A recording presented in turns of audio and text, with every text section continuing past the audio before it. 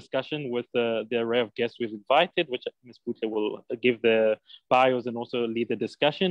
We actually just the key issue was just to ask, what is it really going to take for us in the next 5 years to have local governments that work?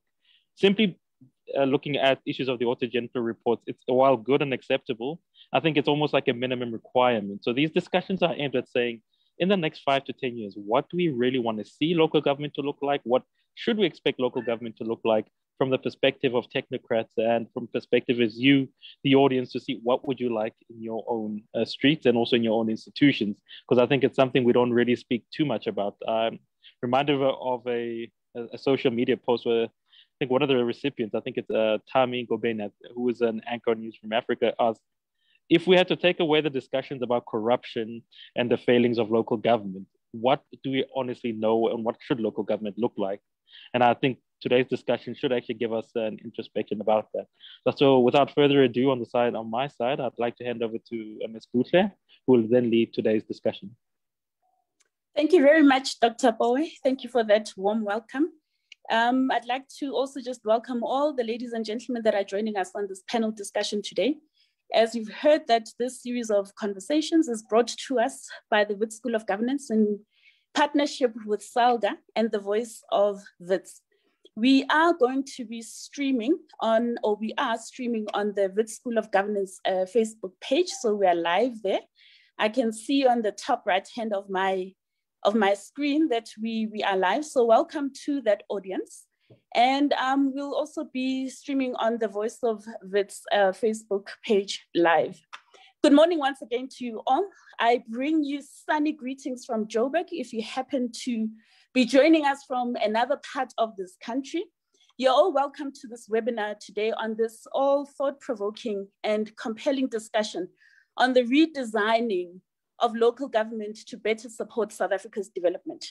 It's an important issue that warrants the discussion that we're going to be having on it. We know that in 2020, South Africa, it entered the pandemics after years of low growth. In 2019, the economy grew by a paltry 0.2%. It was preceded by a 0.8% growth in 2018. We know that if we're looking at those kind of numbers from an economic growth perspective, we are not doing too well. So there's a lot of opportunities that we really need to take heed of. And we also know that the persistence of the COVID-19 pandemic is going to continue to constrain economic recovery. We all know too well that we have been warned that we will be entering, or most likely be entering, into the fourth wave of the COVID-19 pandemic. So what are the opportunities for local government and what really needs to happen? So welcome, sit back and participate in this conversation on the redesigning of local government to better support South Africa's development. We have esteemed panelists or speakers that we have invited. And we have Councillor Margaret Arnold from the city of Joburg. She is the MMC for Community Development. And as MMC of Community Development, Councillor Arnold is tasked with building communities within Joburg that are socially empowered through access to libraries, swimming pools, stadiums, parks, and public spaces that are cared for. She also currently serves as the leader of the AIC at the city of Joburg in the council, and Councillor Arnold holds a certificate in administration and financial administration from Damlin College. We also have joining us today as a speaker, Professor Pandi Pillay. He is a professor for research or the research director at the Wits School of Governance. And Professor Pandi is a professor of economics and public finance.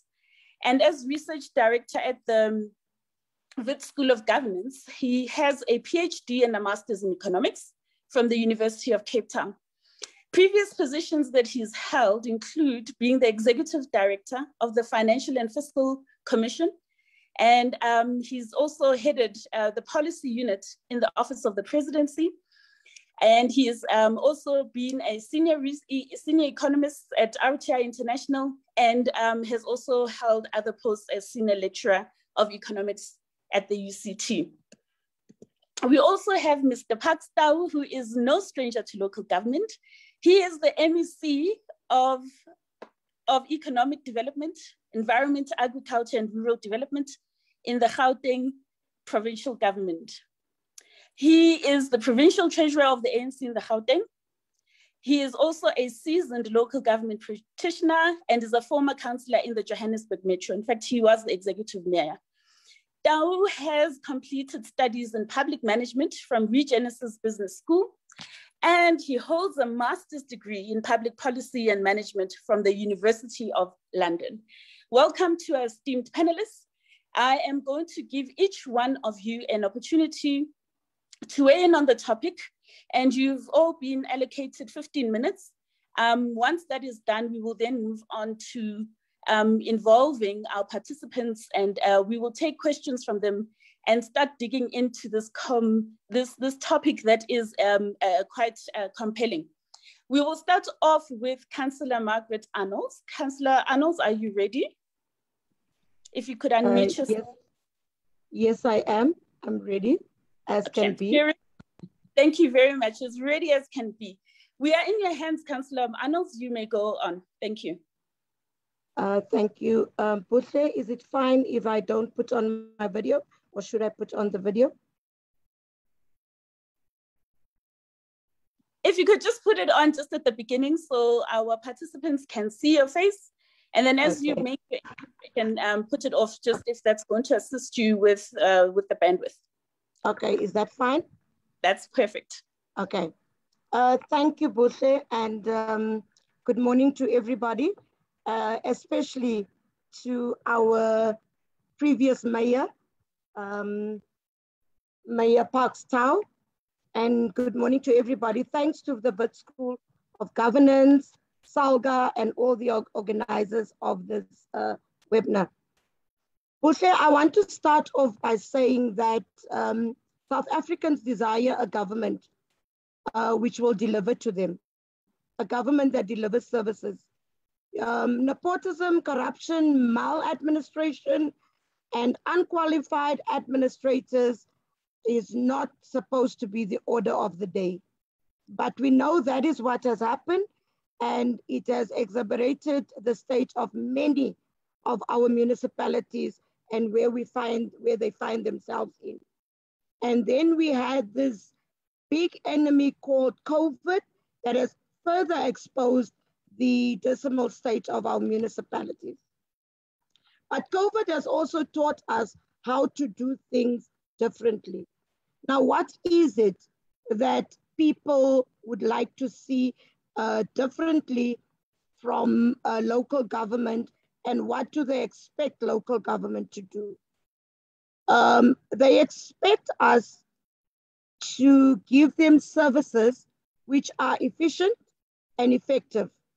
They expect us to give them and employ officials that will serve the public and be held accountable for what they've done within government. So there needs to be stringent gatekeeping at local government level. We need officials that can serve the people. We need officials that would not be angry when you hold them accountable, but we also need people that are deployed there that knows what they are doing, not people that don't know. Currently, we find that there are poor mechanisms in place in which holds officials accountable for poor and sometimes no service delivery. We find that officials sometimes don't even know what they have to do or what their mandate is within a certain portfolio, because they don't have either the expertise or the qualifications to be there. For example, we don't need to be repairing potholes and cutting grass in the run-up of elections. Service delivery has to be ongoing. In actual fact, we need to go back to the people during this time of before local government elections and say to them, these are the services that we delivered to you. And this is what we have done. So give us another chance to do it better. But now we rush before the elections and we do things, and that should not be the way. It can't be that the citizens or the residents of any municipality is taking it upon themselves to render services in their wards by fixing potholes and cutting their own grass, and decide to clean the parks and decide to do things for themselves. I cannot emphasize more on having people in strategic positions that are qualified and that we can ensure that the entities run smoothly, and that they also spend their budgets accordingly. There needs to be clear timelines in place which ensure that this is done. Another thing is that we keep on hearing about cadre deployment, and that is what's killing us. We need to have horses for courses and not get a donkey to go and ride the July handicap. We need people that are there. So there's a need for stringent gatekeeping. We also do not have to have councillors that are performing poor and doesn't want to be held accountable. Political parties, and they should be advised by SALGA.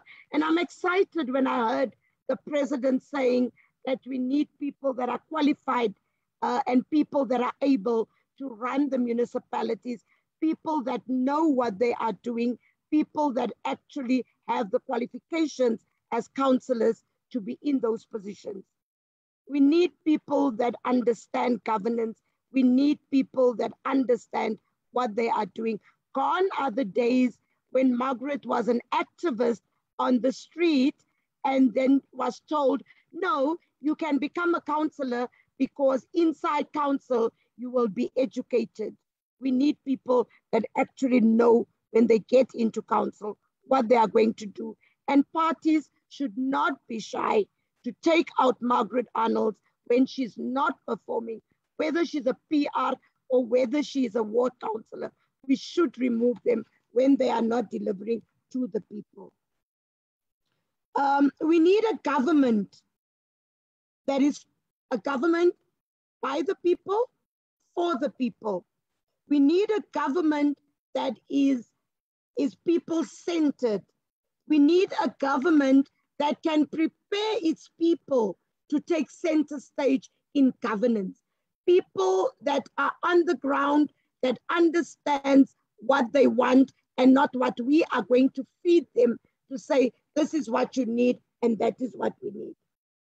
We also need to have quite a few awareness drives and educate our communities to safeguard their infrastructure, rather than when angry, they actually break down infrastructure.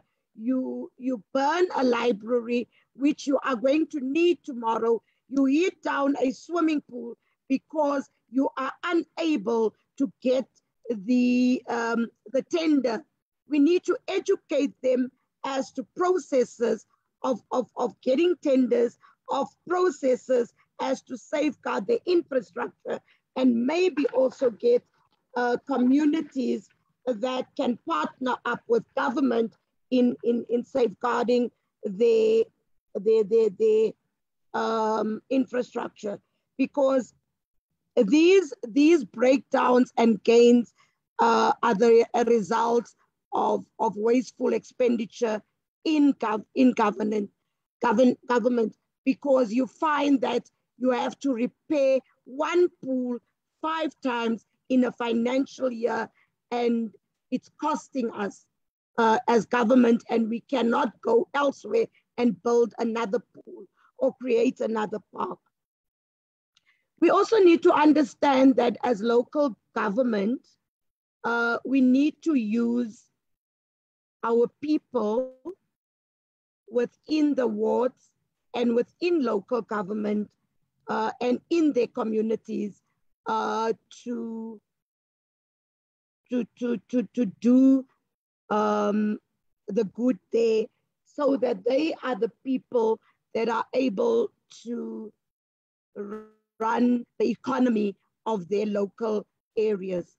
We sometimes find, and we get frustrated by this, but we find that you will do you'll do something in Ward 17 in El Dorado Park, but you are going to bring in people from Ward 68 in Riverlee to come and do the work, and the people within that ward does not get the opportunities, and these people cannot build on their own economy within their areas. So we need to bring the forgotten into the fore and make this a rainbow nation where we look after people where they are, so that they don't have to go out and immigrate to other areas to get opportunities. Local government should be seen to be working for all people and not just a selected few. We need to empower, we need to develop all communities. We cannot have areas which are super developed and areas which are super underdeveloped. And I'm talking about areas like your Stanton and your Alex. And you find that on the one side, you have those that are very rich. And on the other side, you are finding those who are very poor. We cannot have that situation. We need to develop them all. I know the argument would be the people in Stanton are ratepayers and the people in Alex are not, but we need to find a way how we are dealing with those things. Effective and efficient services needs to be at the center of local government. Currently, there's a disconnect. There's a big disconnect where we find that services are not delivered the same in the different areas. But that I've alluded when I spoke about a government that is people-centered. We need to move forward and making our communities self and fully sustainable. When within communities, we need to develop fully functional hubs in all our suburbs. A one-stop shop where within communities you are able to source any or all products that we need. We don't need to go outside and go and look for people that are fixing the lights. We don't have to go outside to go and buy the bulbs for the street lights. It needs to be somewhere within this local communities of us. We also need to feed into communities becoming economical viable. We are not economical viable. We also need to have job creation within the communities. We need to move away from sourcing items kilometers away from where we reside. We need to invest in our own communities. And lastly, I want to say that, yes, COVID had its bad implications, but COVID has also taught us, and here we are today. We are sitting here today where we are having a webinar, where we are discussing issues, where we are on Facebook today. And this should be the order of the day for local government elections, where we are able to do elections online, where people are able to vote online, where we don't have to go and stand in the queues. You've just said it, Ute, that we are going to another wave. What if the wave is there now when we go on the 1st? You know, this thing is unpredictable.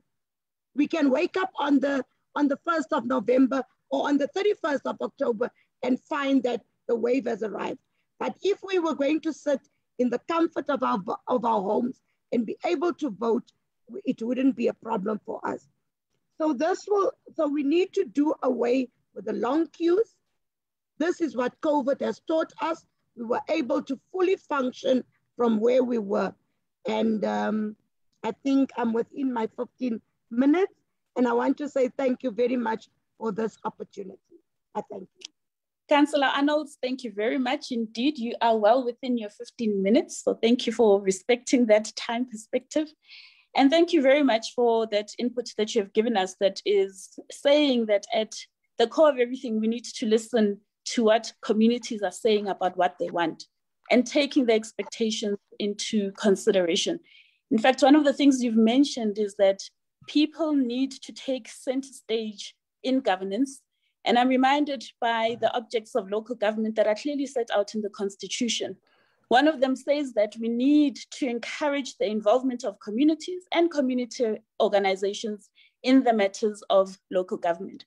But we'll delve into that a little bit later. For now, let's go and take the input from our second speaker. Professor Pillay, if you're ready, we are in your hands.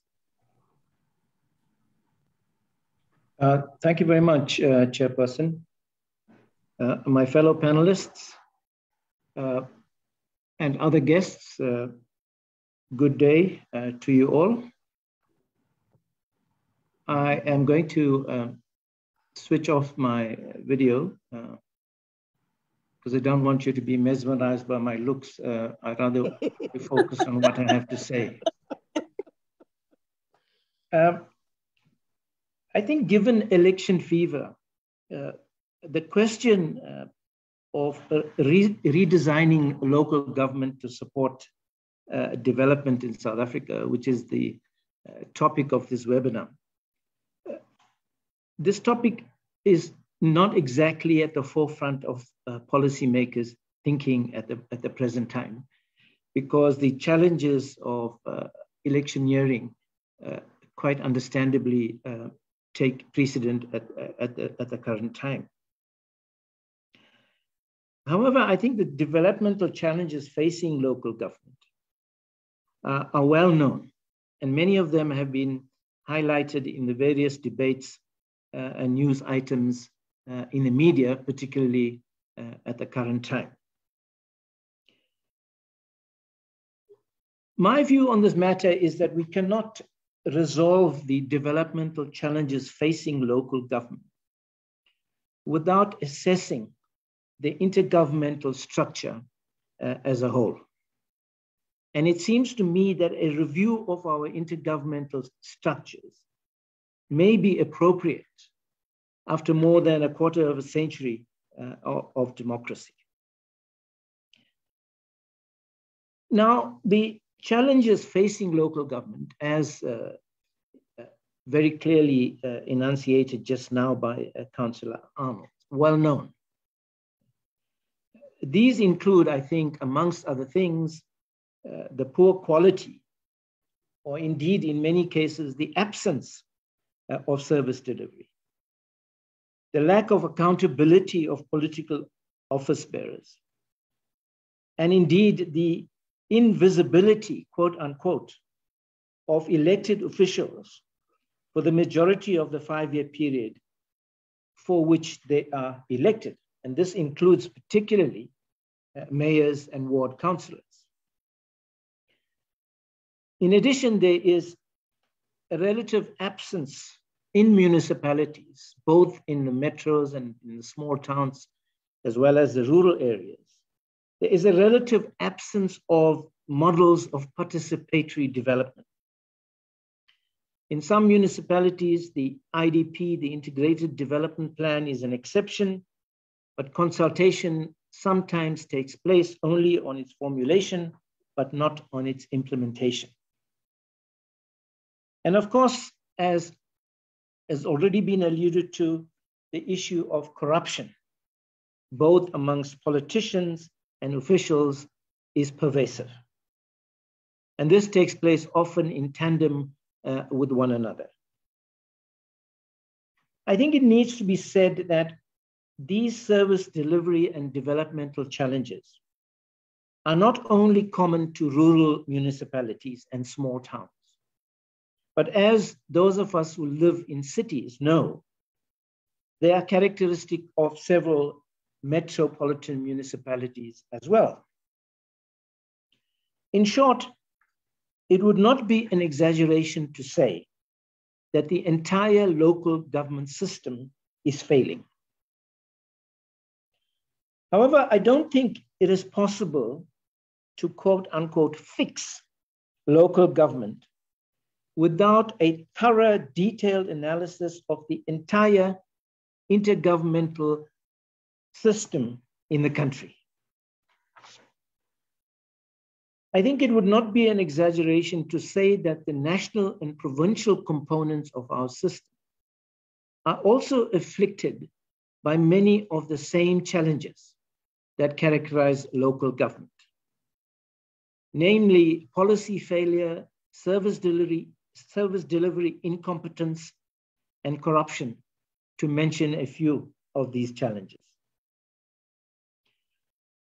I think we certainly need to start a national debate about why our much lauded, much praised intergovernmental system is not functioning. In fact, it is failing in many aspects. And more importantly, we should ask the question, I think, what should we do about this? Now, leaving us a little more about this just now. Now, leaving aside issues of corruption and malfeasance, local government in South Africa has always been characterized, at least since the advent of our democracy, by two very important major hurdles. Namely, a serious shortage of skills and insufficient funding. The shortage of skills issue, I think, is a reflection of the broader national challenges relating to education and training in the country. The preferential ordering of graduate choices, in other words, what sectors do graduates generally choose to be employed in, is respectively the private business sector, national government, provincial government, and then only local government. And even in local government or within local government, a large proportion of a municipality's financial resources goes to funding the political and managerial components, leaving very little for those responsible for service delivery at the coalface. Secondly, there is the kind of intensive funding challenges faced by all municipalities virtually outside of the metros.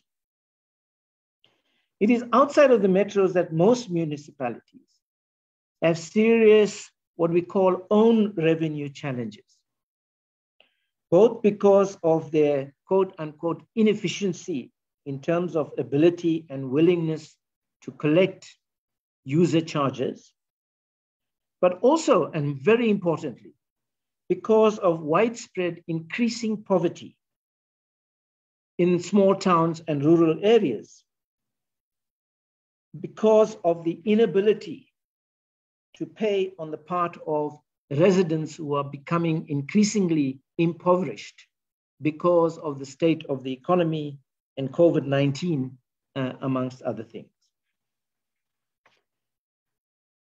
I think if we are serious about wanting to ensure that local government can indeed support development, it is necessary to review why our much lauded intergovernmental system is not functioning as it was intended to by the writers of our Constitution. In my view, this review of policy that I'm calling for should certainly not mean further centralization. as, for example, as envisaged, for example, in the district development model that is being proposed by the Department of Cooperative Governance and Traditional Affairs. This district development model, in my view, proposes a dangerous encroachment on the freedoms and autonomy of municipalities, particularly those outside the metros. I think redesigning local government to support development requires a national conversation that looks objectively at what is working and what is not, with respect to the existing intergovernmental framework, particularly with a view to examining whether the challenges of local government might be related to the over-resourcing, particularly skills and finance, of the other two spheres, namely national government and provincial government. I think it might also require us to ask difficult questions of ourselves as citizens of this country. For example, and I'm not going to be popular with provincial leaders on this question. For example, a question that we might want to ask is, do we really need the very expensive provincial sphere of government? Or can we think more creatively about a policy-making national government sphere, working with a policy implementing municipal sphere that is better funded and better endowed with appropriate skills than is currently the situation? I am under no illusion that the political obstacles to even having an intelligent conversation about restructuring of our intergovernmental system. I think there are enormous political obstacles even to raising these issues, let alone discussing. But these obstacles are driven largely by self-interest. Political parties, and here it is not only the ruling party that I refer to, political parties in general, when faced with these tough questions of re-examination of the Constitution or of particular aspects of the Constitution, will undoubtedly see the proposed review only from their own narrow perspectives, rather than what might be appropriate for the country as we begin to address the persistent challenges of poverty, inequality, and general underdevelopment. Thank you very much. Thank you very much, Professor Play, for that thought-provoking input. There's a lot of things that we really need to consider quite sharply that are coming up from a capacity perspective, from how local government is funded, and also this enemy that keeps arching its ugly, or rearing its ugly head, incompetence and corruption. But we'll also delve into that a little bit deeper after we hear from the MEC. Mr. Pakstau, are you ready to give us your input? Thank you very much, Mr. Program Director, and good day to you. Good day to my fellow panelists, colleagues, ladies and gentlemen. Just to touch on a few points before I get directly into my input. The first is I don't think that anything should be off the table in terms of discussing the future of the country and the governance systems that we've adopted. And maybe at the point that we get to the discussion, we might reflect a bit on this. But also I think that it is important to state that there are two preconditions, I think, to ensuring that we're able to build the local government system that we've designed. The first, as articulated by SALGA consistently, is the need to review the fiscal framework and therefore the vertical and horizontal allocation of resources with particular reference to local government. And the second is about the institutional capacity and capabilities of local government, for indeed we can set very noble, ambitious programs in place, but we will struggle to implement if we do not address this. Now, coming back to my input, firstly, let me thank the organizers of this forum, principally SALGA and the Wits School of Governance, for providing this platform to deliberate on the broader theme concerning the future of local government post the 2021 elections. The topic itself is demanding of serious application by all of us as a country if we're to respond to the question of redesigning local government to be the fulcrum of South Africa's development. It assumes that in fact the local government system would be at the center of our development processes as mandated amongst others by the Constitution that sets out that we should create local government that is developmental in nature. Allow me therefore to take a few lessons from my experience, at least in the city of Johannesburg, as I get into this discussion. This premised on the development of the city's growth and development strategy, GDS 2040, which would in many ways be my reference point for these discussions. The first was the articulation in GDS 2040 in Joburg as to how we interpret the task of creating developmental local government. I always say that when you think about our local government system, the municipality must be able to do three things. The first is, of course, its ability to deliver services, to ensure access to water, sanitation, roads, electricity, etc. The second is to be effective as an institution that is involved in business, if I may use the word, because municipalities buy and sell electricity, buy and sell water, levy rates and other charges so that it's able to generate revenue. Municipalities, particularly the larger municipalities, raise loans and bonds from the debt capital markets and therefore require to be credit rated for them to get competitive rates. So in many ways, you're running a business. But the third is what the Constitution prescribes, which is that we should create a developmental local government system. That imposes a responsibility on us to ensure that our local government system addresses our development challenges and ensures growth and development in our respective cities and municipal areas. And this includes a view around economic development, social development, infrastructure development, the sustainability of the provision of services, and broadly sustainability with particular reference to environmental justice and sustainability.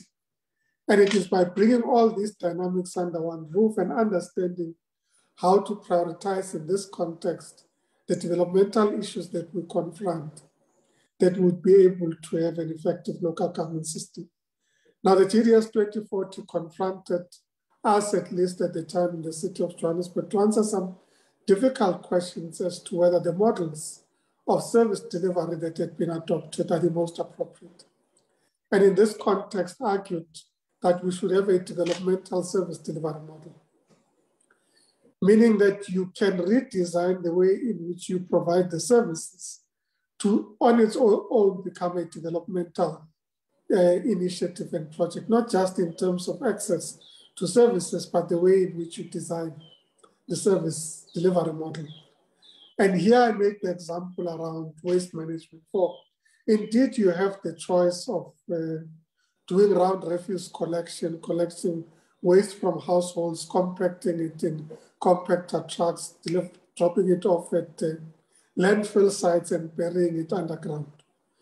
But you also have a different set of options about how to deliver the same service. You can separate the waste streams.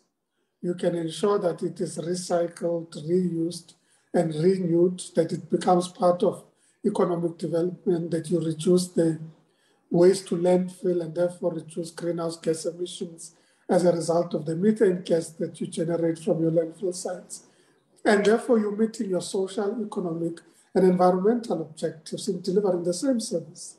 And it is that we need to confront to say, what do we mean by developmental local government, and therefore local government as the fulcrum of our development future, so to say. The same applies to policy development, the way in which the municipality looks at its policies with regards to, let's say, creating more compact, efficient urban environments in which you address both spatial and mobility challenges that you have, particularly in cities that were designed for exclusion and marginalization of the majority of the people that occupied those cities, where they had to live furthest away from where economic and social opportunities were. You have to therefore rebuild and rethink our cities and their morphology such that you're able to improve accessibility to the city amenity and the agglomeration effect of a city that people should be able to benefit from and are marginalized in many instances as a result of spatial form and mobility systems. So you need both public policy and interventions that respond to this to ensure that your land use management systems create the efficiency of the cities and the compactness that we require in our cities, but also that you're able to stitch the city within the context of your mobility systems and that these work with each other. And here I would refer to the initiative in Johannesburg that we undertook of the corridors of freedom that sought to bring people closer to where the opportunities are, but equally be able to bring opportunities closer to people. And therefore identify corridor development as an initiative intended to address those issues around the form and structure of our cities and therefore its ability to meet its own development goals as a city, but also the needs and wants of its citizens. So it is in this context that I think we should be discussing our local government system to say, what does it mean to govern in a municipal context, given our development challenges, but also the development opportunities that we have in our cities.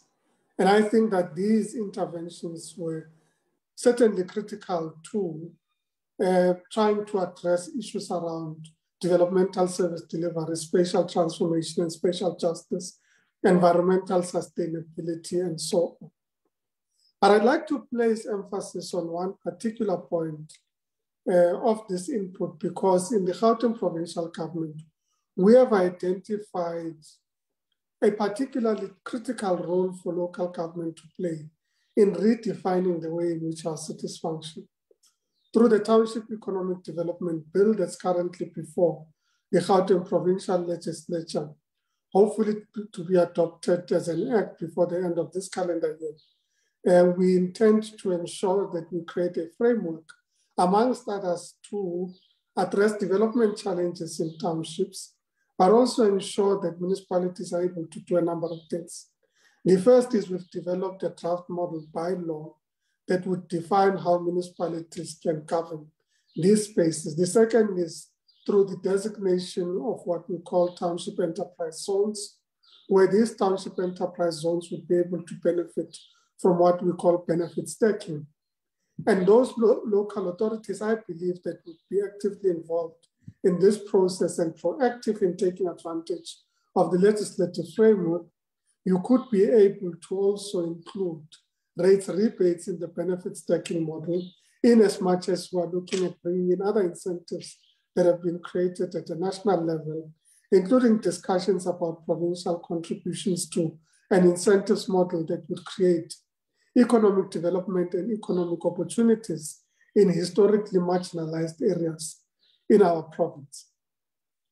So in that context, we believe that the Gauteng Economic Development Act provides for local governments to be at the forefront of driving our development future, taking into account that the economy remains the most critical challenge that we need to confront as a country. And I think that our local authorities in Gauteng will be best positioned or better positioned post the upcoming November elections to take full advantage of the legislative framework that creates that opportunity for them to drive these development programs, including the township economy, supported by the funding mechanisms that we have created to support local enterprise in the townships. And through that, ensuring that in fact we're able to address the spatial injustice of our past, which translated into economic injustice, into creating more equitable cities. And if I may use these words, a more inclusive urbanism in our cities in the province of Gauteng, taking into account that we've also positioned ourselves to be a globally competitive city region as Gauteng, working very closely with the municipalities. I therefore wish to conclude by saying that it is going to be a collaborative effort. It is going to be about successfully implementing the district development model as a means of ensuring that we're able to coordinate the efforts, not just of the local authorities, but also those efforts of national and provincial government to reinforce the plans and IDPs of the municipalities and therefore create a one plan for our jurisdictions, which are the districts and metropolitan spaces. And it is in that context that we can say comfortably that we can redesign local government to be the fulcrum of South Africa's development. Thank you very much. Thank you very much, MEC, for that input. Certainly there is a lot for us to consider as we continue with this conversation today. I'd like to just remind our guests on the webinar that you have the Q&A that you can use to pose your questions to the panel members. We also have the chat box where you can drop your questions or your inputs that we can certainly consider as this conversation unfolds. I'll start off with what's in the chat box. We've got Pat Horn, who has posed something to Prof. Pillay, and it reads as follows: that Prof, in relation to your perspective about the encroachment of the DDM on civil society freedoms, instead of resolving the problems of the lack of interdepartmental coordination, which is what we are hoping for, do you believe that there is a way of organized groups, such as organized informal traders, to proactively use the DDM to their own advantage? If not, what are the obstacles to this? Pat Horn also has something for the MEC, and it says that, MEC, your statement that nothing should be off the table in the dialogue space is most welcome. Please, would you care to comment from your own experiences as the former mayor and on the Constitutional Court judgment on Operation Clean Sweep in 2013, on the management of the contradictory rights and responsibilities of the development state in relation to public space management versus the livelihood of workers in the informal economy? It would be good to hear your reflections on this instead of keeping it as an elephant in the room. Thank you very much, Pat Horn, for that contribution. Professor, if we can start off with you with that contribution on the DDM. Can you take that one, please? Sure, I'll try. I mean, look, I have to confess I'm a DDM skeptic, but I think it can work in urban areas as the MEC has articulated it. I think it's possible that the DDM model can be functional in a highly developed urban area such as Gauteng is. And I think there the scope for informal traders, I would hope, the potential for informal traders to operate under this model could be enhanced. I'm more skeptical about the value of the district development model in terms of enhancing the capacity of less well-endowed municipalities to work more efficiently.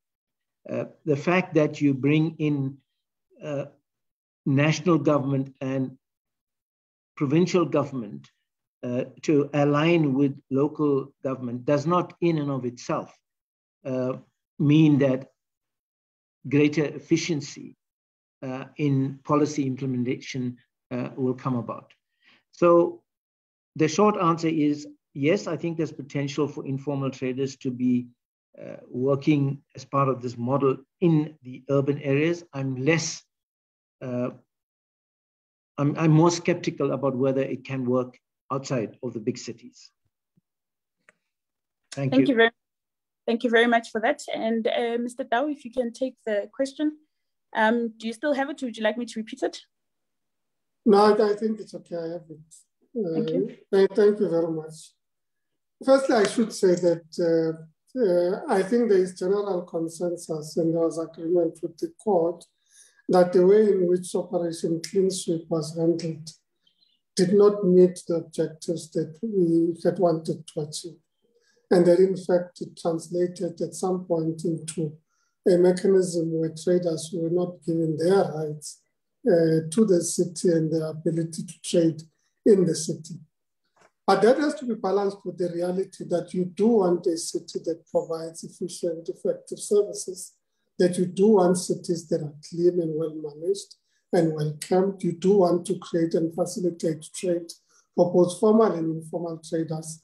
However, we should ensure that this happens within a regulated framework, that it happens within a framework that creates opportunity and the government that's able to provide the necessary support and infrastructure for trading, and that it continues to enable us to live in clean cities. So it shouldn't be that, in fact, the objective of cleaning a city on its own should be seen as wrong.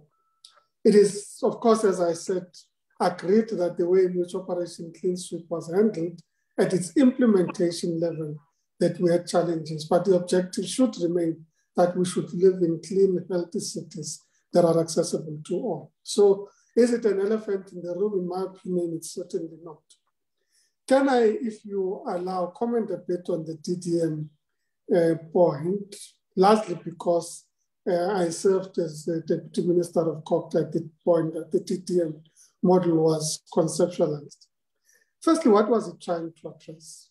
It is about developing a territorial governance model for South Africa, taking into account that you require different role players to ensure effectiveness in the delivery of services and in achieving our development objectives. So territorial governance moves beyond the institutional issues that we have around, schedule this of the Constitution prescribes this, therefore another is encroaching. It's about ensuring cooperation and collaboration in a territorial governance model.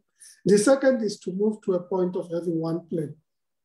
For indeed, provincial and national governments have a direct role in what happens in our municipal jurisdictions. They have assets, infrastructure, service delivery points, and so on. And all you're trying to do is to integrate the planning of all the service delivery points between the different spheres of government so that you maximize output. It is also about a coordination mechanism within local government between the districts and the localities. It's about the integration of the IDPs, the alignment thereof, and the alignment of those district or metro plans with what is called a one plan, which would be the contribution of provincial and national government in these plans. And it's about delivering services, providing the institutional capacity through the technical capacity that are being assigned to these districts in response to what the technical challenges in those jurisdictions are. That's really what the model is. It's not redesigning governance, actually.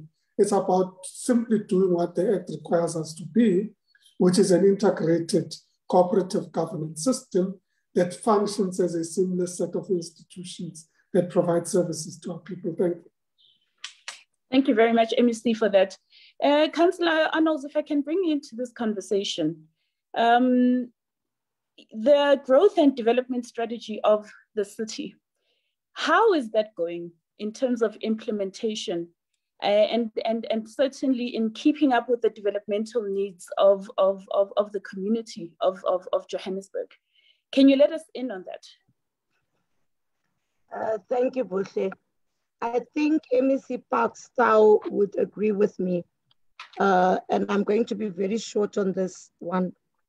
The growth and development strategy, we hit a big snag in 2016 because whatever was done prior to 2016 was actually removed and said it was, although I'm not ANC, but it was said it was ANC vanity projects, and everything that the ANC did and wanted to implement as a government was thrown away.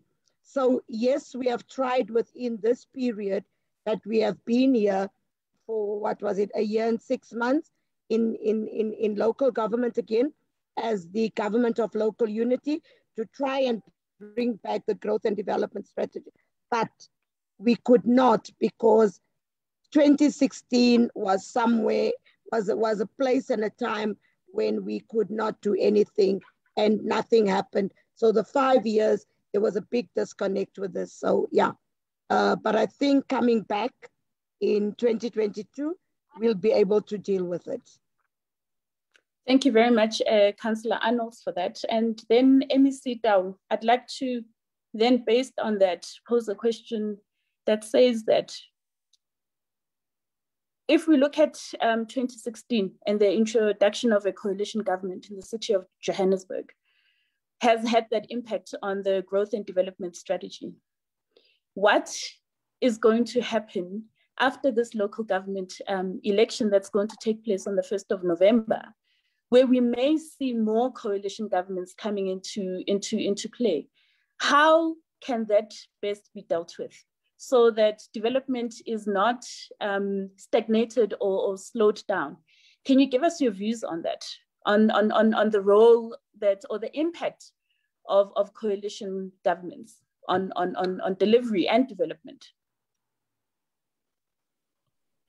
Well, 2 points.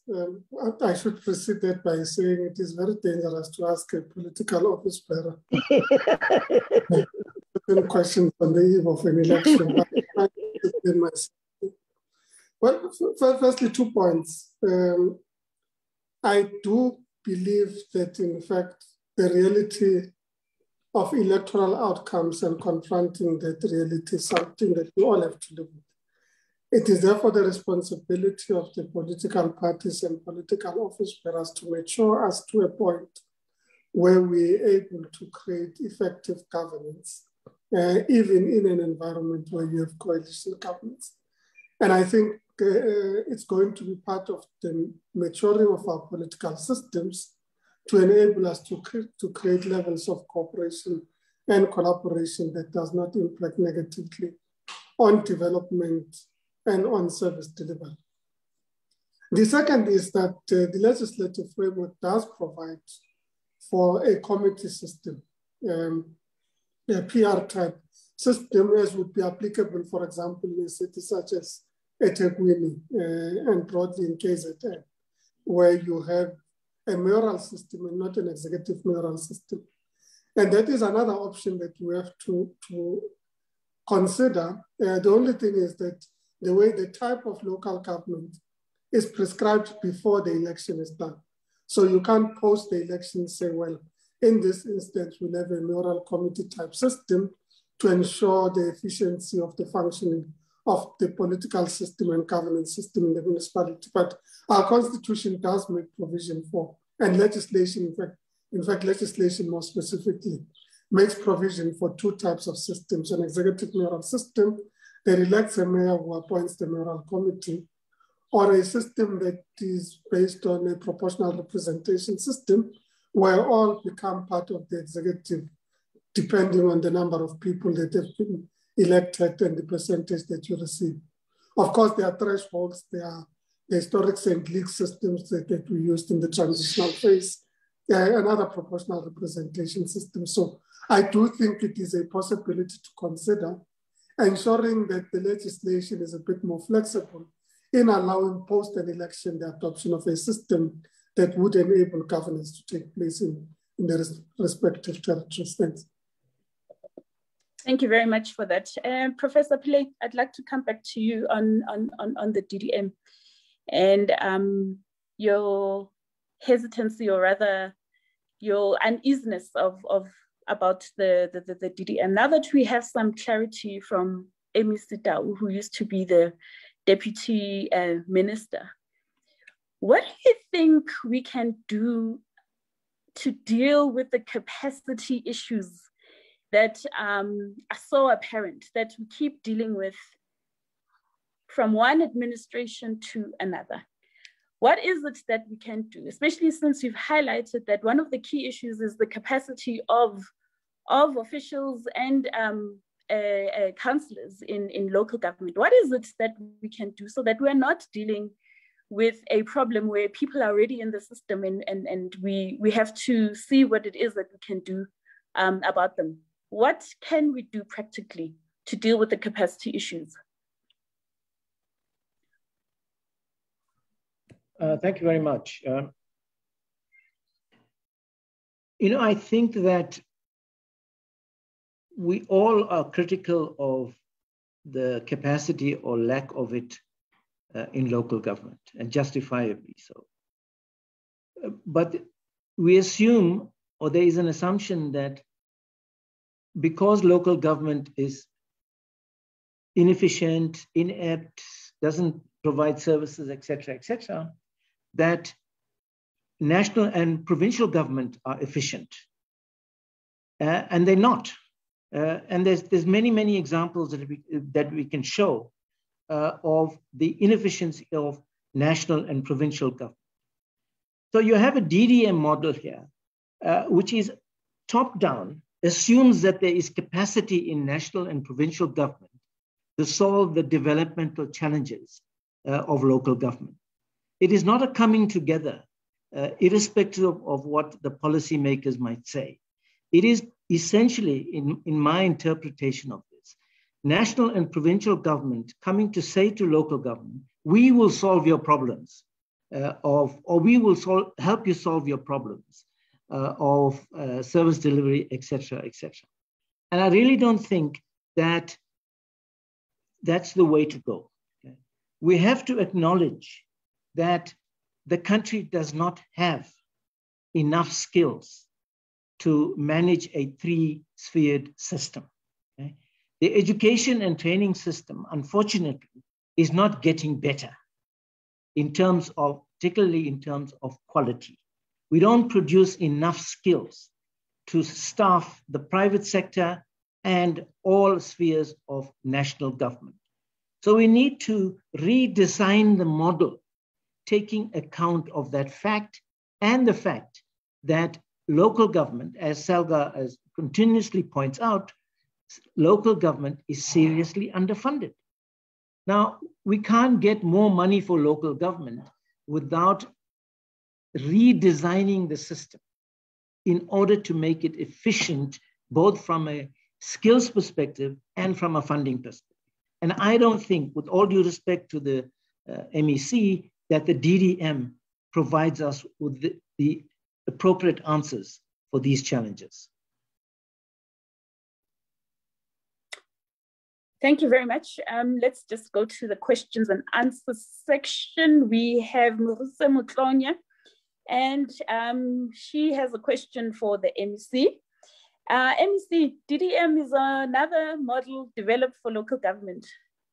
How many models, policies will we develop to get the local government sector on track? And because all previous models are just dying a silent death and we don't see the difference of those models. The all-important question, how many models do we need to get things going after 26 years, MEC? I feel like the Deputy Minister of Cocteau. Well, always once the DM, always the DM. So let's hear from you. That's what you get for saying nothing is off the table. That's what you get. And I'll come back to the nothing is off the table. Let me say, I do think that Professor Pillay should indicate which part of the model is about an imposition by national and provincial government. Because when the model was designed, it deliberately sought not to do that. All it sought to do was two things, to take forward what the Constitution says. So the Constitution says that national and provincial government must support local government. So it's a system of providing in a structured way support, not just by one department, which would be COGTA, or two departments, which would be COGTA and Treasury, but all of government saying, this is our contribution and this is the support. So the economic development departments would be involved, the infrastructure departments would be involved in saying, this is how we support the provision of these services in these jurisdictions. And it is a constitutional imperative that provincial and national government must support local government. The second is, it is about implementing the Intergovernmental Relations Framework Act. The Act prescribes, for example, that we should have mechanisms of intergovernmental relations. We should have mechanisms of joint planning. We should have mechanisms of joint implementation. So it's only taking forward the Act. It's not redesigning, redefining anything. It is simply taking forward what the Constitution and legislation says must be done. So I come from the school of thought that says it is a means of implementation, not a redesign of a model. And I don't think that everything that's been introduced in local government necessarily falls off as a result of this. So back to basics is an integral part of the district development model because it looks at what the service delivery challenges are, what needs to be addressed in dealing with the service delivery challenges by the various spheres of government. But it's equally about improving improving the way in which local government itself functions, because it says that the district development model and the district governance is prescribed as a mechanism of ensuring cooperation between local and district governments. And the legislation is very clear about how that cooperation should happen. And all the district development model is doing is to ensure that it happens. It meets its objectives. I do think that we need to get to a point where we say, we can't continue developing policy without defining effective means of implementation. And in my opinion, at least, the district development model is seen less as a new model, but more of it being a means of implementing the constitutional and legislative imperatives. I wanted to come back to the... Nothing is off the table. Nothing is off the table.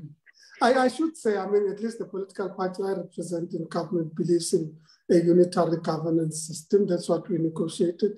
The provinces were a compromise that we reached. If you put it back on the table, I would believe that the ANC would still hold the view that we need to build a unitary country so that we have a system that leverages off the endowments of the entire country. And that by federalizing it, in fact, it is those provinces that have better endowments that will continue to prosper. And those provinces that are historically rural, created from the homeland systems, will continue to suffer. So if you ask me, and what at least our belief is as the ANC, I can comfortably say that you would find less resistance amongst us than from amongst other political parties. Thanks. Thank you very much, MEC. But just before you go, I want to ask you a question where I'm going to ask you to contrast two different perspectives for me. You know, the issue of a single public service is one that keeps coming up. And we now have a DDM that looks at or could be seen as part of an integrated public administration model. Can you contrast the two? And where do you think we're going to get the biggest scale of, or the economies of scale in realizing development?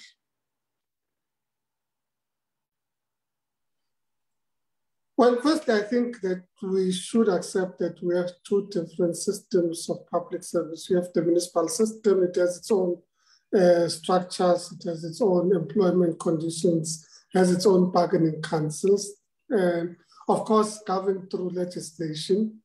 And then you have the broader public service that includes provincial and national government, and that's governed by a different set of legislation. And for those proponents of a single public service, it is also about the ability to share resources, the ability to transfer seamlessly between provincial and national government, and to be able to second resources and capability within a common governance framework that governs the work that we do. Of course, many in local government believe that this would be a lot more complex to implement because local governments necessarily have been given specific mandates and are a sphere of government, and that a single public service almost interprets them differently from what we had initially anticipated. And I think that there are merits to both sides of the debate, but I do think that we need to ensure improved integration and support for local government, including the ability to share resources amongst the different spheres. If there are legislative impediments, let us resolve them, but ultimately we need to resolve this debate around the single public service. Thank you very much, MEC. And just to close that one off, Mr. Mhlongo says that in the chat that he agrees or she agrees with Prof that provincial legislatures must be collapsed. Councillor Arnold, if I can just come to you now and reflect on your input where you said that we need gatekeepers to ensure that the work that needs to be done in local government is in fact done better. Do you think that the Batupele principles, as well as the code of conduct that is in the Municipal Structures Systems Act, is not enough to act as that gatekeeping component, and it exists? Do you think it's not enough?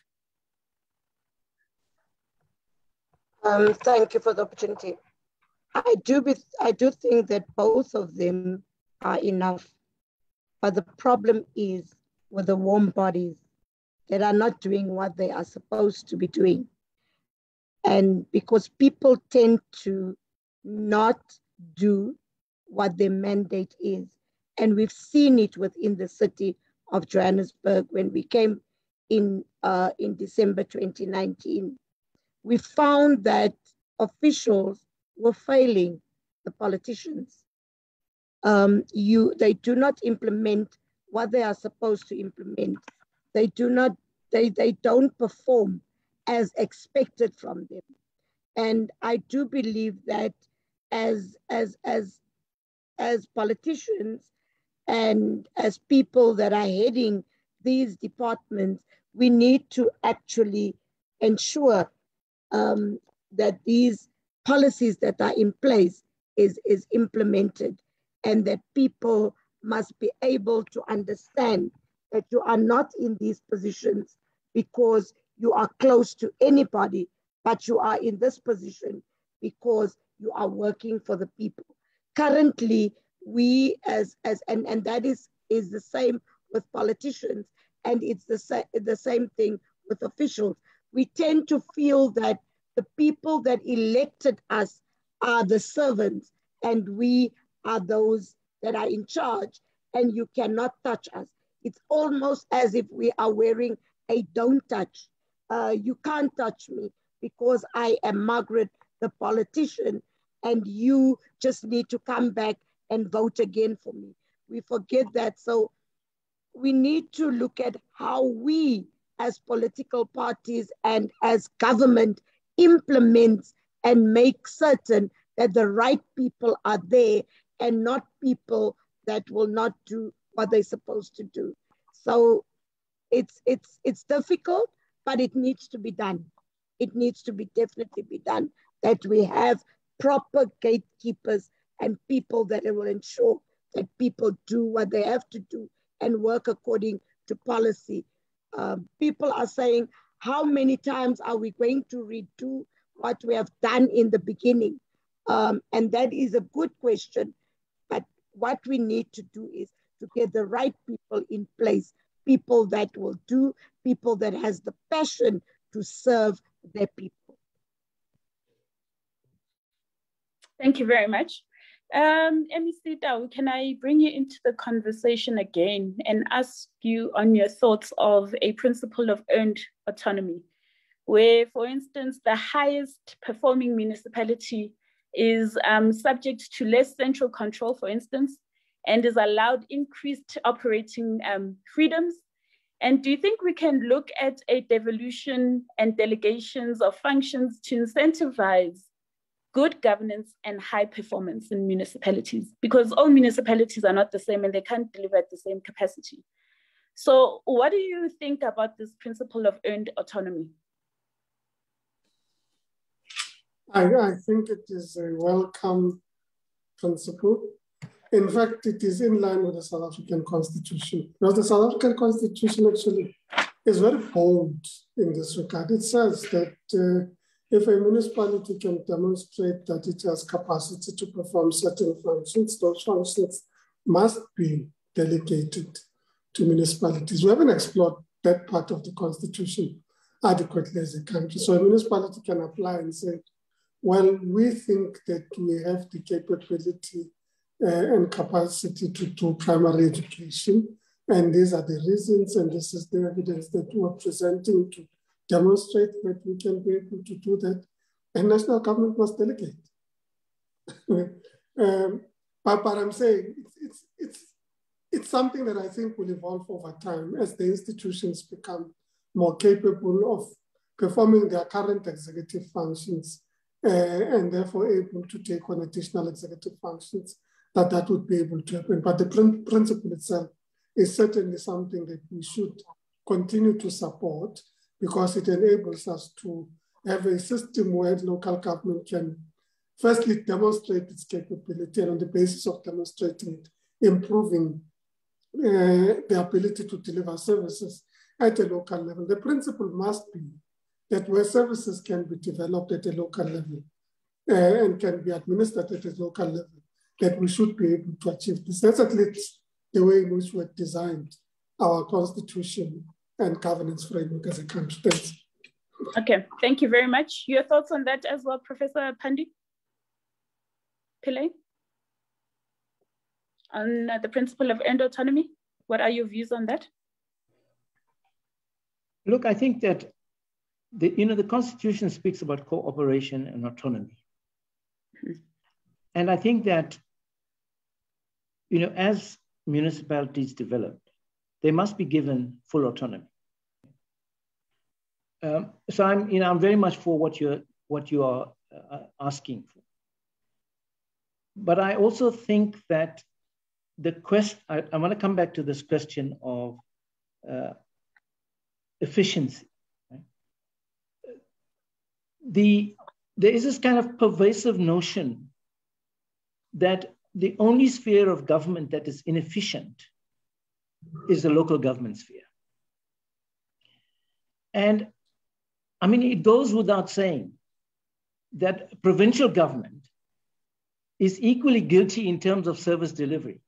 If you look at the fiasco of education and health services in almost all provinces, as illustrated so clearly by the COVID-19 pandemic. So why isn't there a discussion about holding the hand of provincial government so that they can become more efficient? Whereas the sphere of government that is constantly battered in terms of inefficiency and service delivery is local government. And we can say the same about many of the national government departments in terms of service delivery, where service delivery is a national function. So it seems to me that in this discussion of looking at the intergovernmental system with a less prejudiced eye, we should look equally at the fiasco of service delivery, both at national government and in provincial government, particularly the latter, which is charged with those two very, very critical sectors, education, and health. Thank you. Okay, thank you very much for that input, Professor Pillay. We have Mangwe, who has her or his hand up. Lerato, if we can go to Mangwe, we can unmute Mangwe and allow Mangwe to give their input or to ask a question. Is that possible?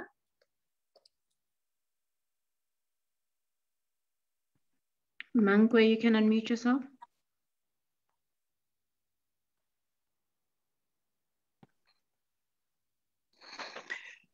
Thank you, Program Director.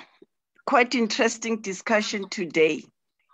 However, I want to say DDM, it does work.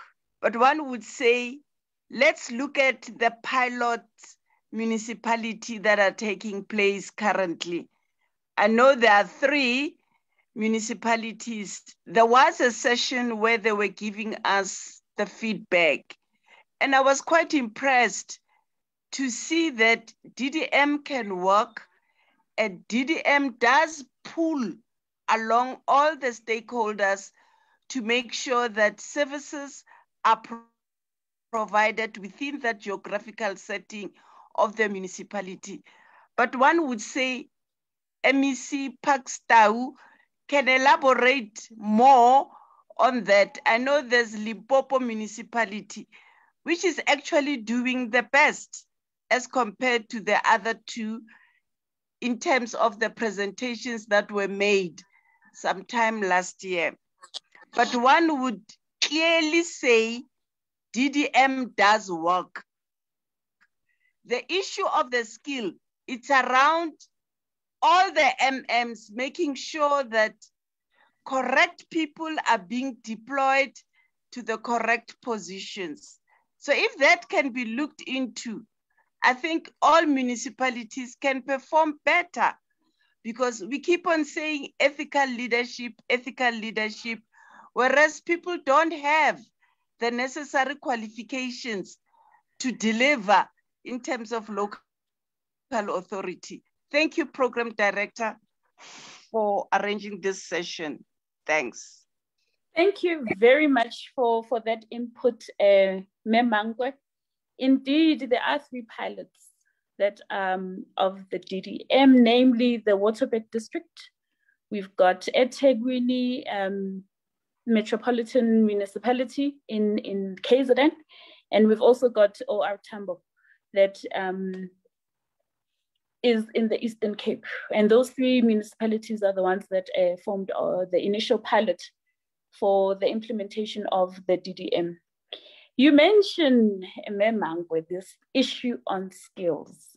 And I'd like to bring in Councillor Arnold on this conversation.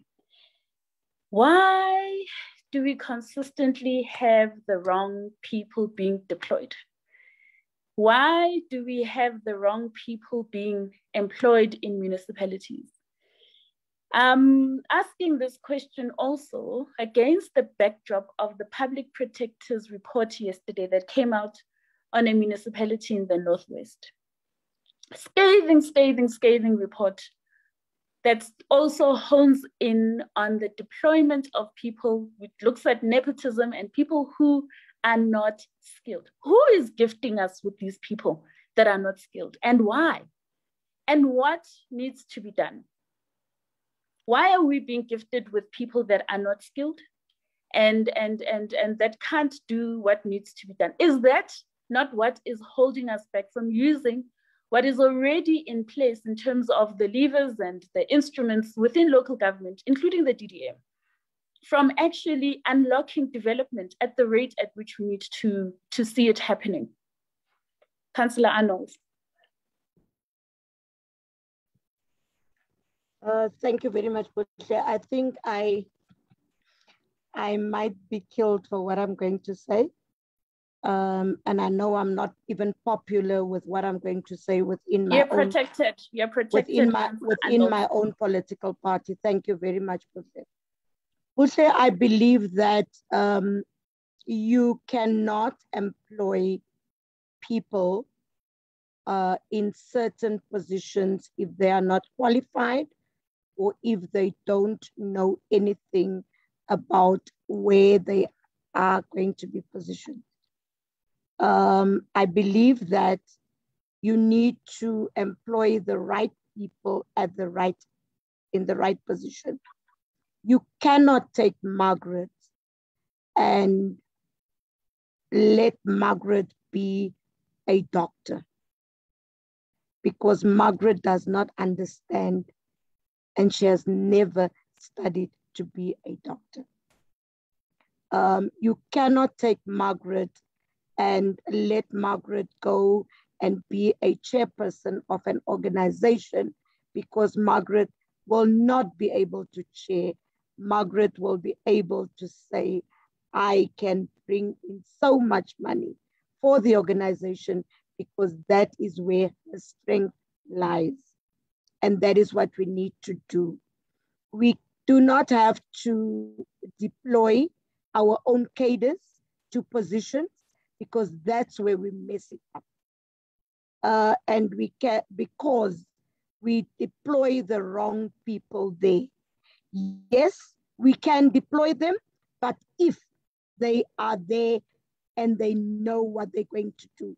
If Kada Arnold is right to be deployed as a director within community development, then she at least must have all the criteria to be there. But if she doesn't, if she fits in to be at health, let us then take her to health. I said in my opening, I said, you need to have horses for courses. You cannot take your donkey and ask your donkey to go and ride in the July. You are going to lose. You are definitely going to lose. So we need to look at skilled people within in any entity or any department of government, and let it be. Let our parties say we are not empowering our people, so be it. Our people need to go for the development. Our people need to go and study. Our people need to temper with themselves to be able to get those positions, rather than wanting to be done favors. We cannot do favors. We cannot do that, because our people are suffering at our expense of deploying our own there. And our own is not helping us. They are letting us fail dismally. I thank you. Thank you very much. Professor Pillay, I'd like to ask you, on the issues that relate to malfeasance, how can the MFMA, the Municipal Finance Management Act, how can it be strengthened so that it becomes an early warning system mechanism, right, that we can use for enforcement of consequences and consequences for malfeasance? How can we use that piece of legislation? Do you think that it needs to be enhanced? Do we need to review it, perhaps? I don't think the legislation needs to be reviewed. I think the MFMA, like the PFMA, is a well thought through, excellent piece of legislation. Where we are falling short, and we mentioned this so many times already, is that we just don't have sufficient numbers of skilled financial personnel to implement the MFMA effectively, particularly in small town municipalities and rural municipalities. So it comes back to the question that we went over so many times about great policy, but poor implementation. And it's the same thing with other service delivery. Why are we struggling with water and sanitation in many rural municipalities? It's because we don't have sufficient numbers of engineers and other people with expertise in this area. So that's the fundamental challenge we have in the country as a whole, about producing and retaining skilled people in local government specifically, but in the public sector more broadly. Thank you very much. The Q&A and the chat is on fire. It's coming alive. In the Q&A, Sikunga Jebe says, is it possible that the Municipalities Act of 2000 can be amended to be more specific about the objectives of collaboration, government in local government? We've seen recently that coalition governments don't hatch any results. Instead, it bears self-seeking and opportunism that compromised notions of service delivery. And I think that in the input that's already been given, that we've actually tackled that. Lee, or maybe let me rather start at the beginning, where Dr. Matukum Pashlele says, or asks, what planning, monitoring, and evaluation systems are in place to combat political abandonment and political dislocation in the local municipalities? This is against the background of incoherent local and provincial government policies, where more municipalities are under administration because of political elitism, resulting in private sector taking over service delivery. And to cite an example, Dr. Mphahlele cites Kgetleng River local municipality, which is in the Bojanala Platinum District. So what planning, monitoring, and evaluation systems are in place? Can you assist us with that, MEC Down?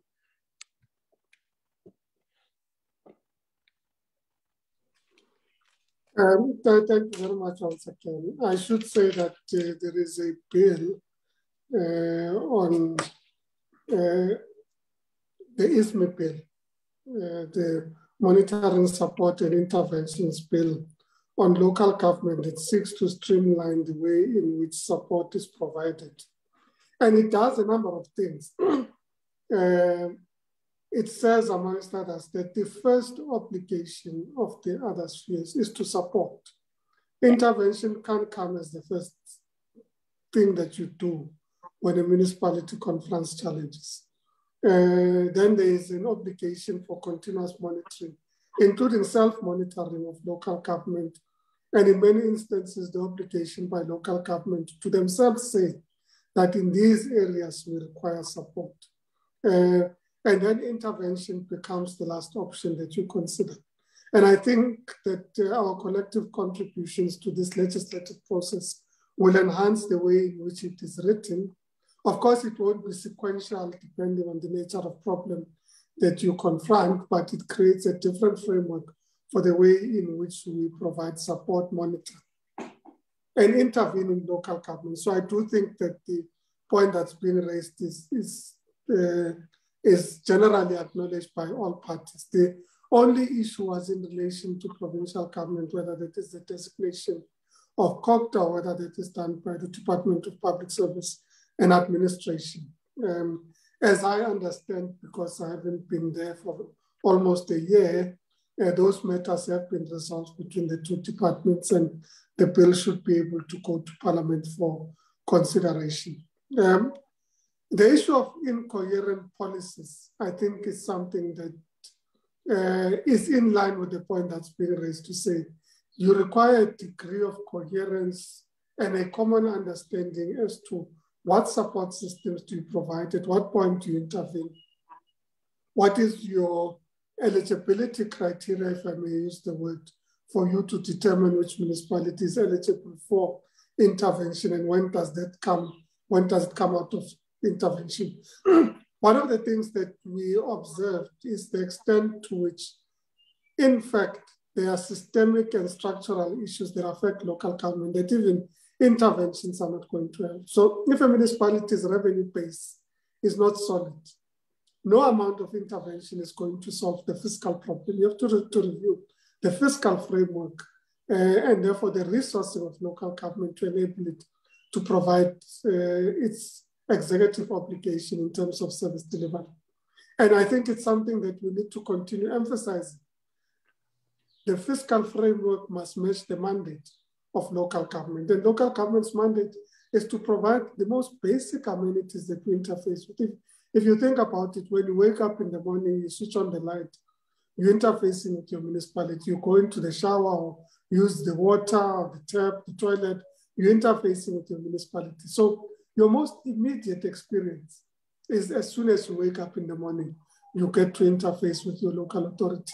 Therefore, it is important that these are given the necessary resources. The last point I should make is to agree with Professor Pillay that this paternalistic approach to local government is not particularly helpful. I've served in all three spheres of government, and I can say that there are instances where the local government system has greater capacity than the other spheres in terms of the resourcing of particular departments and institutions. We have some municipalities that have highly capacitated, highly skilled people that can be able to do the work. So the approach in governance should never be paternalistic.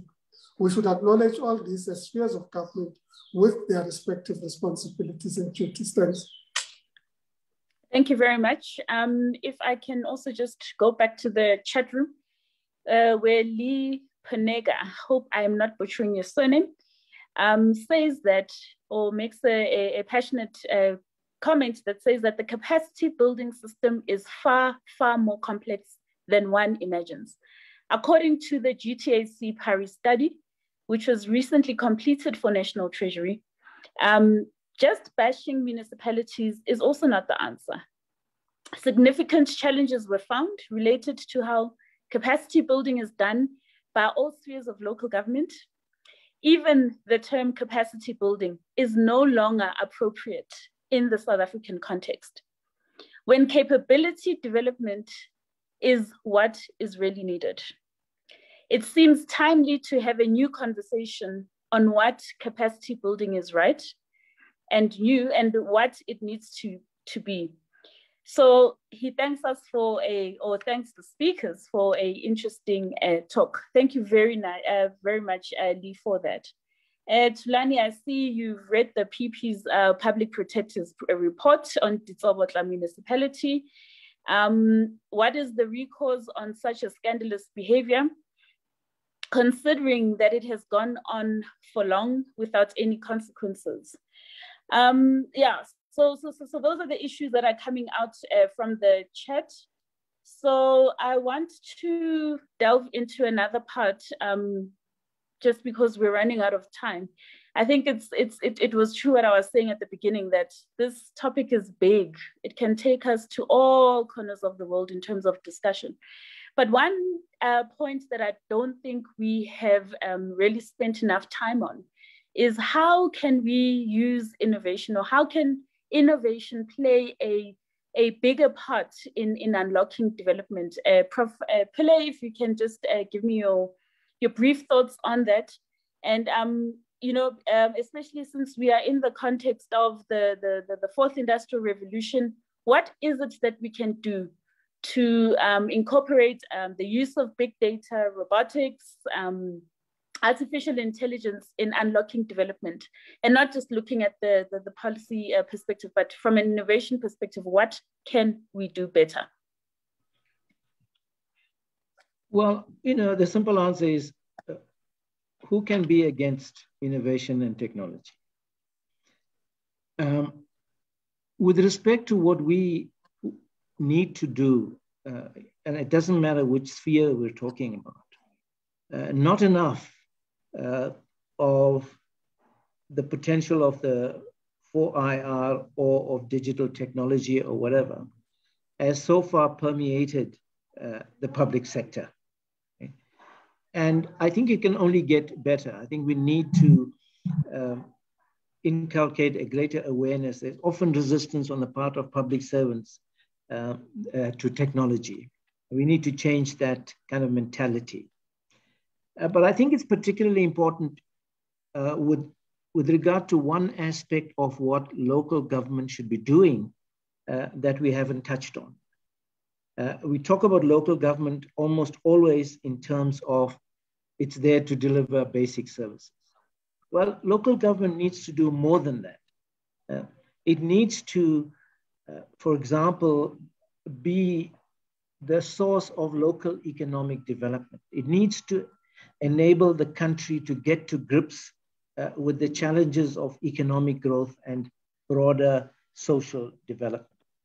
And I think here, the question that you put forward may have more relevance as we look inwards in terms of developing appropriate economic policies, rather than, for example, waiting for foreign direct investment to come and save us.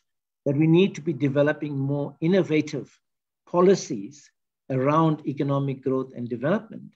And part of that solution lies in the issues that you have raised around innovation, around digital technology, et cetera, in my view. Thanks. Thank you very much, Prof. Pillay, for that. Ms. Sitau, I want to tap into your experience on the global scale. You've been the president of the UCLG, you've also been at the helm of Metropolis at some stage. What do you think we could learn from other global cities around the world that have done well in unlocking development within their own context? I mean, I just want to reference a conversation I had with a friend some time ago, where he said to me that he would never live in America, but he would certainly live in New York. And New York is a city. So what is it that we can learn from cities that are working well and are able to attract all sorts of people to them in terms of how they do business? What can municipalities in South Africa aspire to, and what can they learn? Well, thank you very much. I think there was almost an evolving movement within the local government fraternity to move towards a rights-based approach to city development and accessing the city. So the right to the city approach is a very important consideration, because it says that the city should create rights and accessibility to all its people, in particular the marginalized. And this was championed by, amongst others, the mayor of Barcelona, who championed both in Barcelona, but also broadly in the UCLG family, the right to the city approach. And this approach, as I said, seeks to ensure that people are not excluded, particularly the marginalized, from what the city provides. But there are also important lessons around city efficiency in a developing country context. And here you would look at cities such as in Colombia, why does the name escape me now? I'll get back to the name, where the city does directly, through its interventions, improve access to public services. And this would be public amenities, the public environment, parks as a means of ensuring integration. And I'm talking about Bogota in this instance, sorry about that.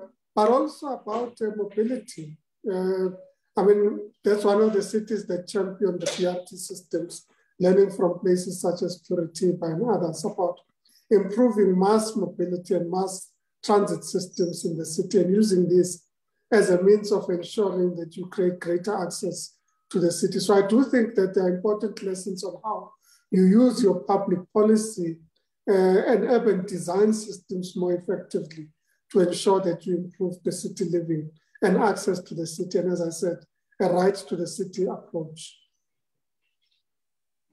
Thank you very much for that.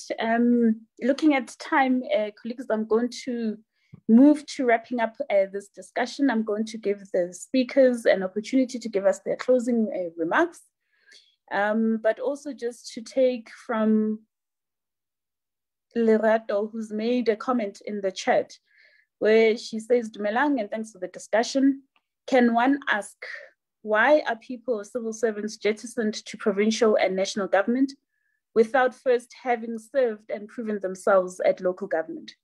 Until local government is seen as the benchmark for an actual developmental state, it will be viewed as the graveyard of the uninformed. Wow, that is quite powerful. And I'll ask you all three speakers to just reflect on that as you make your closing remarks.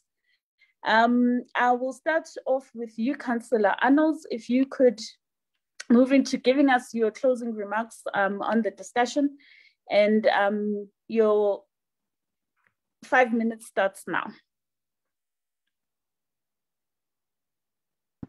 Thank you, Putle. I do believe that local government is the closest sphere of government to the people. And until we, as local government officials, politicians, and everybody understand that we need to prioritize what the people need, if we listen to the people, we engage the people, and during our 5-year term, go back to the people and tell people that, and be honest with them, and say to them that we are able to achieve the following, and we are unable to achieve this. Then people would have confidence in us. And if we go to people, look at what it is that they need and not what we need. We need to make people to take center stage in governance rather than us taking center stage, because we have to come back 5 years down the line and ask these people to vote again. We cannot afford to just use people as voting factories or voting machines. And when we are going to start employing the right people in the right positions, then we will be able to win. We will not win whilst we are putting people there because they come from our political organizations. We need to put people there that understands. And yes, I like what some of the people have asked and have said, that we need to go back to the drawing board and see how we train our people that are in local government so that they understand local government and they can do what local government asks from them. Until then, we are going to sit with beautiful policies and we will be unable to do what those policies has to do with for us. Remember, we are a country with the best constitution, but we still sit with corruption, nepotism, and maladministration. And that is not what our constitution teaches us. So we need to go back and look and take introspection of all of us. And then I believe we will be able to run an effective and efficient local government. I thank you. Thank you very much, Councillor Arnolds. If we can move to you, Professor Pillay, your closing remarks, please. Thank you, the Chair. Thank you very much. I think Larato's comment and question, in an ideal world, this is what would happen. If we actually and really think that local government is the most important sphere, then that's where our leading politicians and civil servants should be. But we know where they actually want to be in order of preference: national, provincial, and then only local. And so while the Constitution says we have 3 spheres of government, in reality, we have 3 tiers of government, with national at the top, province in the middle, and local government at the bottom. So effectively, we have a 3-tiered system and not a 3-sphered system. And the final point, the remark I want to make is that, I mean, in the context of the discussion that we're having here, I think that my 2 panel colleagues have made really very interesting and important points and raised critical issues. What escapes many policymakers is the fact that this country is in a social and economic crisis. We have unemployment at the very minimum at 35%. We are one of the most unequal countries in the world.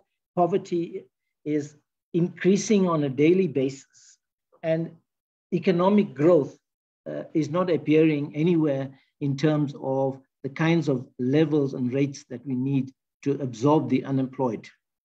And so what this requires is imaginative, much more imaginative and party politically free thinking about where and on what path this country moves in the next 25 years.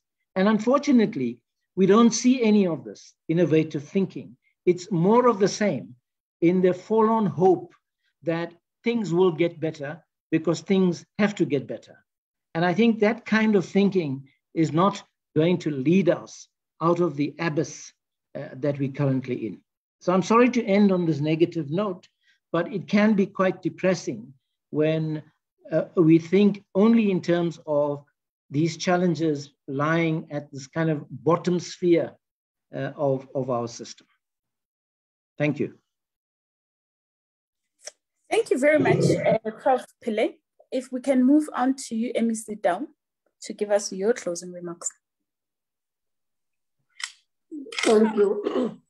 I think it would be interesting if SALGA were to convene a similar session focused particularly on the economy and what needs to be done and how we confront our socioeconomic objectives based on practical programs and a critique of those, because I think it would be helpful to take the discussion forward.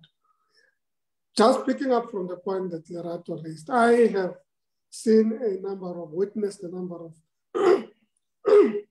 excuse me, public servants who have moved from local government to national government or to provincial government. They have gone back to local government and said, well, I still prefer the area of local government because I believe that is where I make the biggest impact. So you do have a situation where people tend to graduate into the other spheres of government, but graduate back to local government itself. And you have many people that have moved from national government and joined local government. So I suppose the point is to track that. Of course, there are systems such as the Indian system, where essentially based on your levels of qualification, your level of experience, it is determined what position you can hold. And that system is a very structured system around at what level can you serve. You start at a local level, you grow to this point. This is the point at which you can exit. This is the capacity building program that's developed to assist you. And I found it to be a very interesting lesson, taking into account the point that Lerato is making about developing a system where people tend to mature into the areas of responsibility that they are assigned. The question is, in fact, in many instances, is local government not the most important system where we need to deploy our best? And my belief is that it certainly is, because that's where, in reality, the rubber hits the road, literally and figuratively. When you, as I said earlier, when you wake up, you interface with the municipality. When you get out of your yard and you go into the streets, whether you drive or walk, you require paving or a tarred road, you require that you have public lights. And all those require actually highly skilled engineers, town planners, and other skills and capability to keep the system running. I mean, a municipality such as, at least from practical experience, Johannesburg, runs its own treasury, raises loans on the debt capital market, goes to sell instruments on the debt capital market and allows for bonds. It's created structures that include hedging facility, having raised loans with international institutions, interfacing with the World Bank and other institutions. You need real capacity, real capability to be able to do that work and to ensure that you're able to manage those resources diligently and prudently. And you do require specific skills and capability in the local government system. What tends to happen though, is that this skill sometimes is considered to have been politically aligned. And in certain instances, when new political parties come in, they get rid of this very skill and capability that has been built over years instead of celebrating the skills and capability that have developed and evolved over time. So it is that matter that brings me back to the discussion around coalitions, and possibly that the changing political system shouldn't necessarily translate into a changing administration, because that continuity in administration is what keeps the system as stable as possible. Thank you very much. Thank you very much to our speakers for those compelling arguments that you've made for and against what is working and not working in local government. To all our participants in this webinar, thank you so much for joining us. We've had compelling arguments on the fact that local government needs to be prioritized, and we really need to look at this issue of including or getting innovation into the way that we do business and putting our plans together. Councillor Arnold has made a strong case for the fact that we need a people-centered government. We need to make sure that the politicians that voted in remain visible throughout the administrative period. And we really need to rethink how we deal with consequences in as far as corruption and nepotism and skills is concerned. We've also heard from Prof. Pillay, and he has told us that, in fact, we have a socio-economic crisis, and I think that all are fair with that, and that the economic growth that the country is sitting at is really not enough to unlock that growth. So a lot more needs to happen. And from a local government perspective, there has to be a level of reimagining and rethinking and improving how we do business by including innovation. And of course, we've ended off with the MEC Tau, who has looked at the fact that we need to have more discussions from a economic perspective, so that cities can actually start unlocking that development. So as I've said, that this conversation has taken us to all corners of the discussion, and still there isn't enough time to get into detail.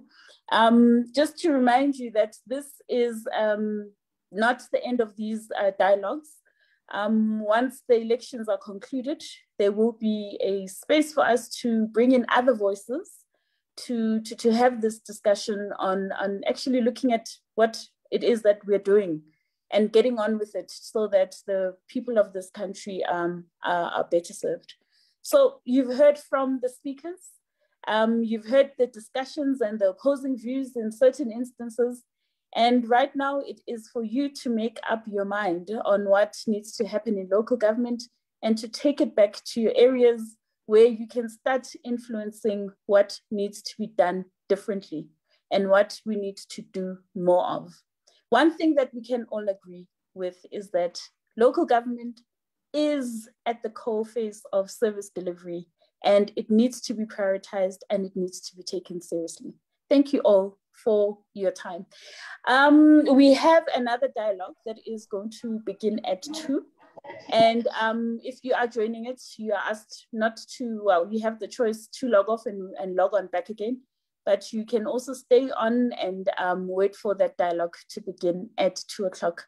Thank you very much. And thank you very much to our speakers and to the organizers of this dialogue. We really need to look at this discussion further and hone in those areas that we have highlighted or that have been highlighted as quite critical to unlocking development in South Africa. Thank you very much. I'm signing off now. Thank you. Thank you.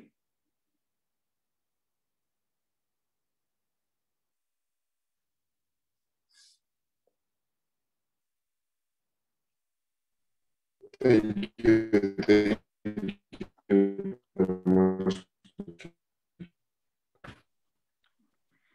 Thank you very much, Bushe, and thank you to our panelists and attendees. As Bushe mentioned, we will have the next session at 2 o'clock. If you would like to log off, you are welcome to do that, and you will use the same link to join back at 2. So we will see you again at 2. Thank you all so much. See you at 2 o'clock.